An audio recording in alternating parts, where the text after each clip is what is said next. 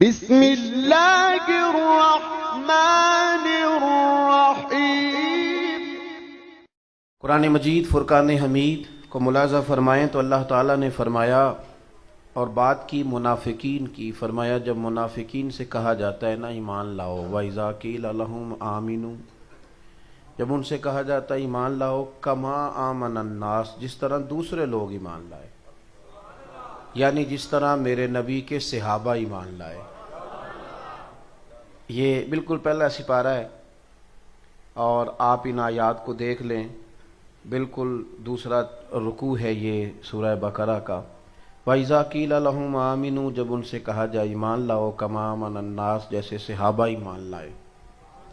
وہ بھلا جواب کیا دیتے ہیں؟ قَالُوا أَنُؤْمِنُ كَمَا آمَنَ السُّفَهَاءُ۔ ترجمے پر خاص غور فرمائیے گا، وہ جواب میں منافق یہ کہتے ہیں کہ کیا ہم ان بیوقوفوں کی طرح ایمان لائیں؟ معاذ اللہ، یعنی وہ صحابہ کو کہتے ہیں کہ ٹھیک ہے کلمہ پڑھنا تو ٹھیک ہوا، اور حضور سید عالم علیہ السلام کو نبی ماننا تو ٹھیک ہوا، پر یہ کیا ہوا کہ ہر چیز ہی حضور پہ قربان کر دی؟ وہ اس کو معاذ اللہ بیوقوفی کہہ رہے ہیں، کہتے ہیں کہ ہم ان بیوقوفوں کی طرح ایمان لائیں۔ رب کیا فرماتا ہے، اللہ کیا فرماتا ہے، اور جو صحابہ پر تان کرے اس کو رب کیا فرماتا ہے؟ فرمایا الا انہم ہم السفہاء، خبردار ہو جاؤ میرے محبوب کے غلاموں کو بیوقوف کہنے والے خود بیوقوف ہیں، ولکن لا یعلمون، لیکن جانتے بھی نہیں، بیوقوف بھی ہیں اور اس کا علم بھی نہیں رکھتے۔ نبی پاک صلی اللہ تعالی علیہ وسلم کے غلاموں کا، صحابہ کا اعزاز پتہ کیا تھا؟ انہوں نے نا جس طرح منافقین کہتے تھے نا، عبداللہ بن ابی سلول کہا کرتا تھا کہ میں کلمہ پڑھتا تو ہوں، مسجد آتا تو ہوں، اب تم معاذ اللہ کہتے ہو کہ میں محمد ابن عبداللہ کی عبادت بھی کروں تو یہ نہیں مجھ سے ہوتی۔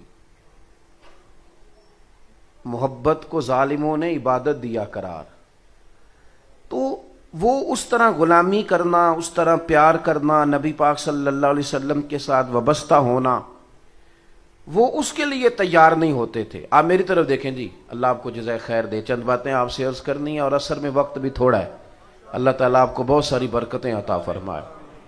اور میں انشاءاللہ تعالیٰ ہمیشہ میری یہ کوشش ہوتی ہے کہ میں کوئی ایک لفظ بھی زیادہ نہ کہوں، یعنی صرف وہی بات کی جائے جس کی ضرورت ہے، یعنی ایسا نہیں ہے کہ کسی چیز کو کھینچ کر لمبا کیا جائے گا تاکہ گھنٹہ پورا ہو جائے۔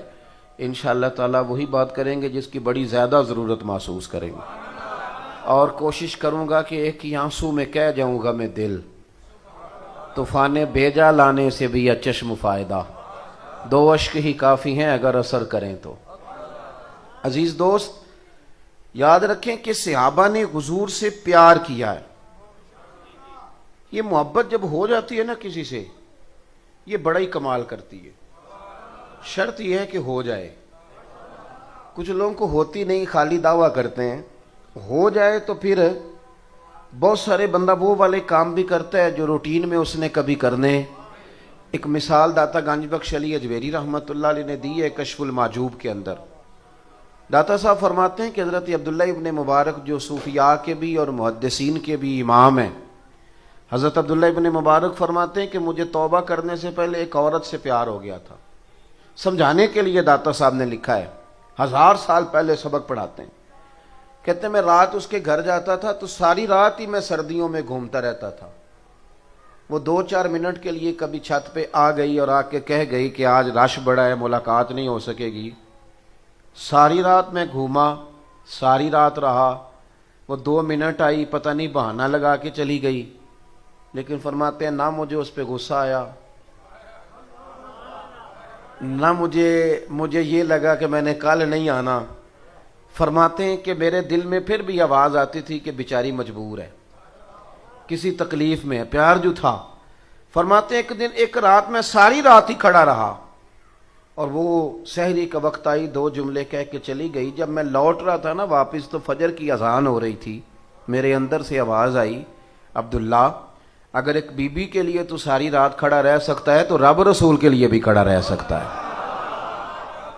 وہاں اگر تو کھڑا رہ سکتا، یہ آپ یقین کریں، یہ نا لوگ بہانہ کرتے ہیں کہ ہمیں حضور سے پیار ہے، اگر تھوڑی توجہ کرے نا تو محبت تو بڑا کچھ کراتی ہے۔ یہ بچی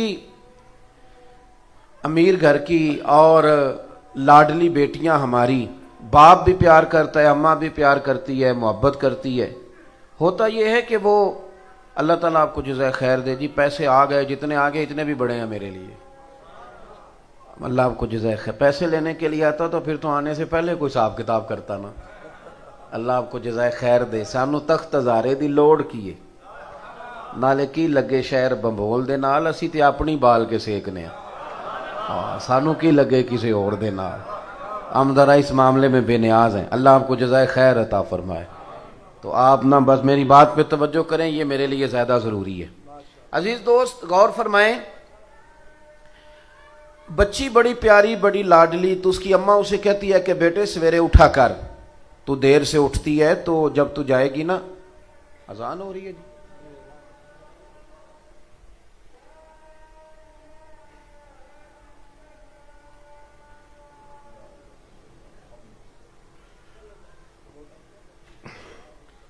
تو ماں اس کو سمجھاتی ہے کہ بیٹے تو سویرے اٹھا کر. تو بچی کہتی ہے اماں مجھے اب تو سونے دینا، جب ساس کے پاس جاؤں گی تو دیکھی جائے گی. تو اماں کہتی ہے کہ وہ تیری ساس پھر شکوہ کرے گی کہ تیری اماں نے سکھایا کچھ نہیں. لیکن بچی نہیں مانتی، سوئی رہتی ہے.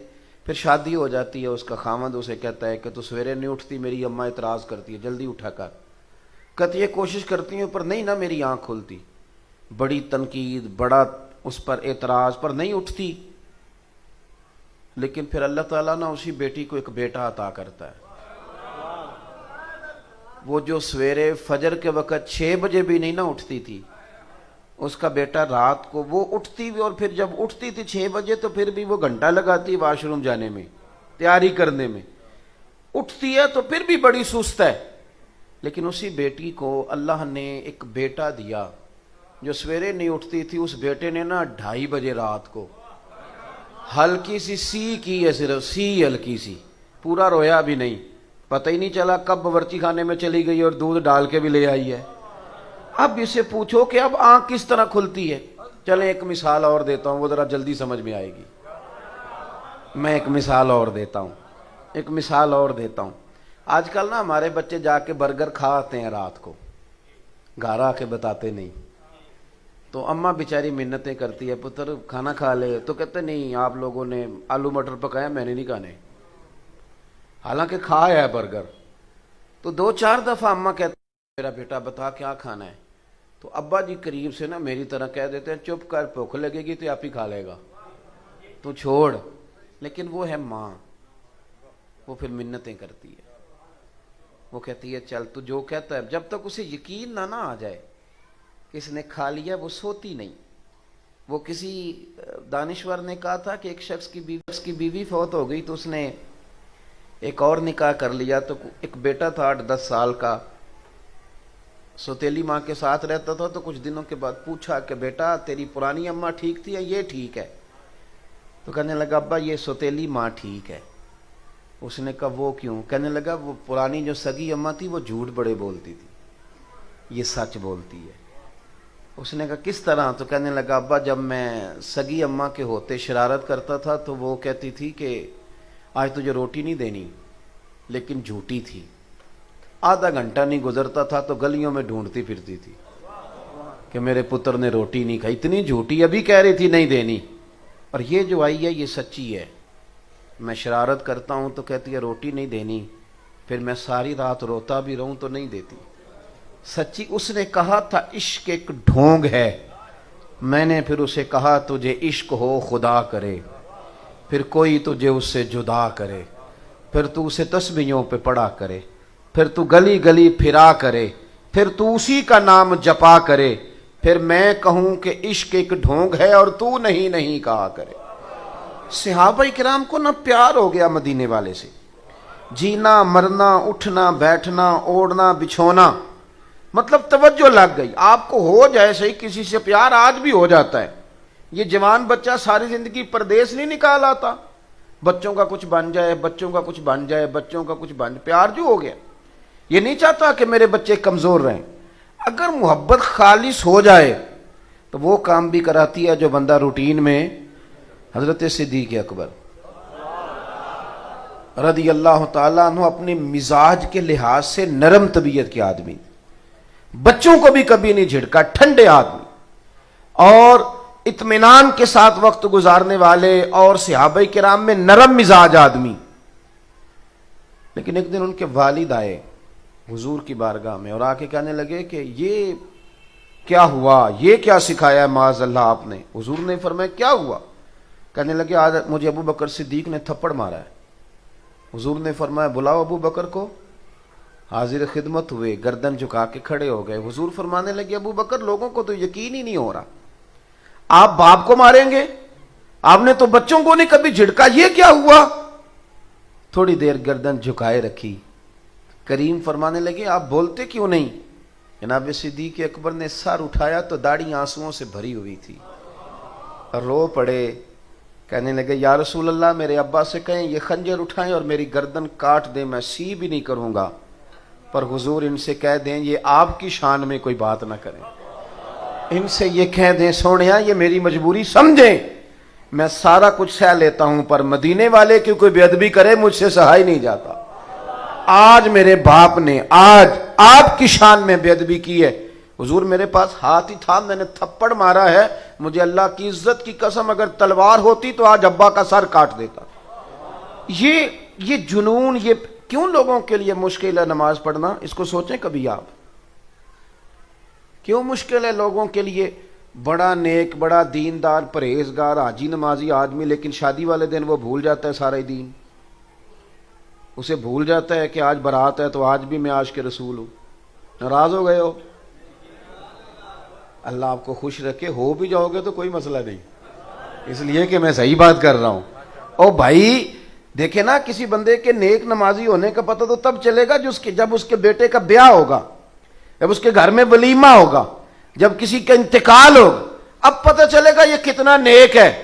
محفل میلاد میں تو میری طرح سارے نیک ہوتے ہیں. اس میں تو جس سیاستدان نے کبھی ٹوپی نہیں پہنی وہ بھی جب اترتا ہے تو کسی سے ادھاری لے کے پہن لیتا ہے. یہاں تو سب ٹھیک ہو جاتا ہے, یہاں کا تو مسئلہ ہی نہیں.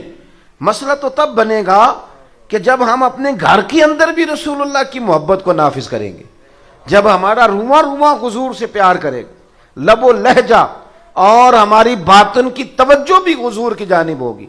نبی پاک صلی اللہ علیہ وسلم کے غلاموں نے نا حضور سے پیار کیا, اور آپ یقین کریں انہوں نے کھل کے پیار کیا, اور انہوں نے حضور سے محبت کی.